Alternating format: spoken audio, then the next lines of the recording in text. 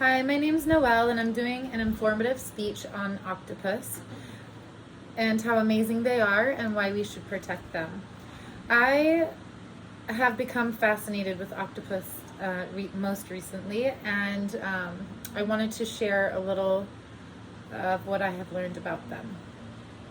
So, in the past, there have been myths about octopus being scary and evil creatures that are in the depths of the ocean and they're alien like.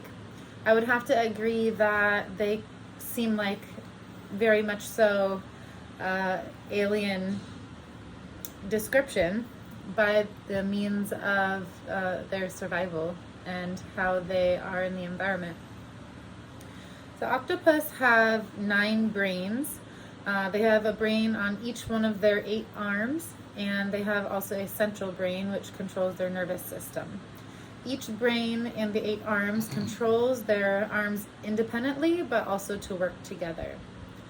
They work with their arms together by collecting items to help protect themselves, such as shells or different objects in the ocean.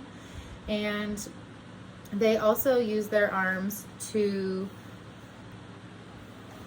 catch food or to escape. They have been known to escape from captivity in many different instances. So there's a particular story about an octopus named Inky, and he was captured by some fishermen. He was in a tank and he learned how to screw the lid off by observation of his surroundings. When no one was around, he got the valve loose and got out of the tank, and he slipped down a drain, was able to squeeze himself out of the boat and into the ocean. It was pretty amazing to learn about that.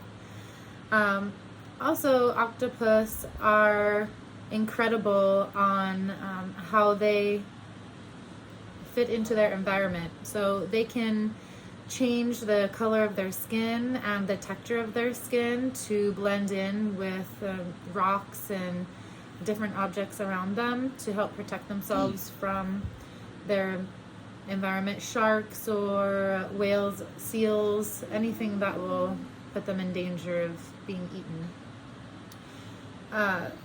A new trend that has come about is that octopus have become, they've been a delicacy, but they've also become a trend in restaurants to eat alive, along with other seafoods. A group, PETA, has come together to try and stop this from happening. They showed some footage of servers taking the octopus and chopping their arms off and saving the octopus for the next meal or the next customer to order. It's so sad that they have these creatures living through those horrendous conditions and not caring of how they're feeling. They feel pain just as we do, and it's really sad that they're enduring that. So I'm happy that a group has gotten together to try to save them or to stop this from happening. So another interesting fact that I've learned about octopus are that they have interesting reproductive systems. So the females have more tentacles than the male because the males use one of their arms as a reproductive organ. And a lot of times when the sexual intercourse happens, the females will eat the males if they get too close. So in a lot of cases, the males will try to do their thing from the distance. I thought that was pretty interesting. However, there are some octopus that, I believe it's the Pacific octopus, they will do the reproductive system differently as far as they will attach to each other's tentacles and they will aggressively mate. And so it's pretty interesting that some will eat their mates and others will attack each other pretty much. So also in that reproductive system, the males typically will die shortly after they mate with the female, and the females will basically live to die for their children. After mating and creating approximately 56,000 eggs, they will starve for about 7 months to protect the eggs in a den, and they waft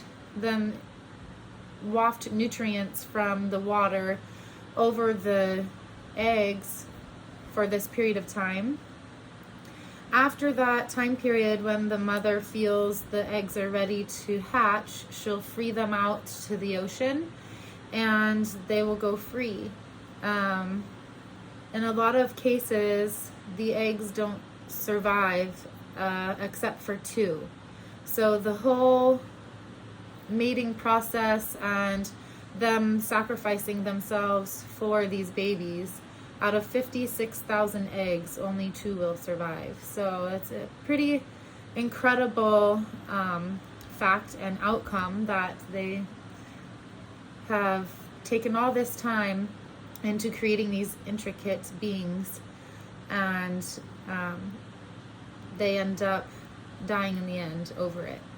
So I think it's important that we appreciate octopus and their intelligence on how they can free themselves from captivity, and they can blend themselves into camouflage, but also how delicate they are, that so many are made and only so many survive. So I think it's important that we appreciate them for what they are, and also that we try to protect them. So my efforts in protecting them are, I'm not going to order octopus to eat. And I hope that you guys enjoyed a tidbit about octopus, and that you in the future may not eat them as well.